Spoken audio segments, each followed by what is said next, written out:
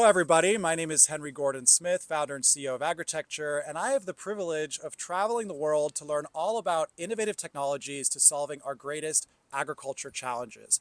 And I'm here sitting with Richard Durnes, is that right? You say that absolutely right. So tell us who you are, Richard.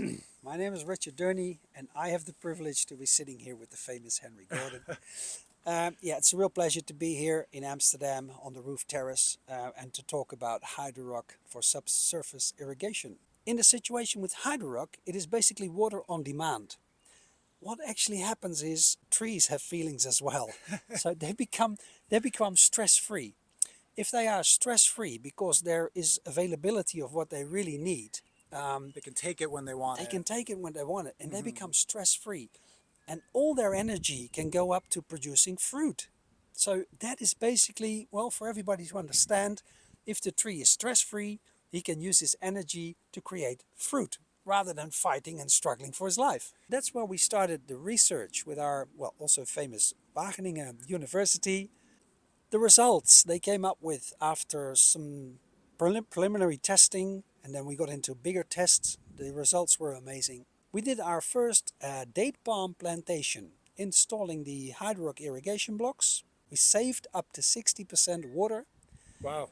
At the same time, saving 60% on fertilizer, as their traditional way is to irrigate these trees on top of the soil. So they use bubblers, or they use dripping lines.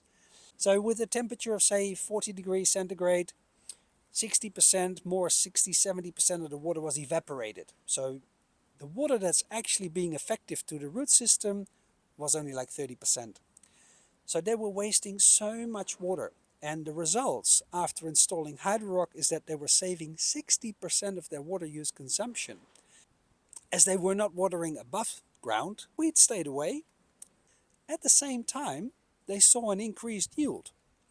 The increased yield of the kilograms of dates that were coming from these trees, that increased by about 20-25%. So not only were they saving water and fertilizer, they got more dates. So this, I think, is a small version of the Hydrorock subsoil irrigation solution. As you can see here, we can have irrigation coming from one side. As you described, it's going to go through the product, saturate it, and then the plant is going to basically reach down the roots.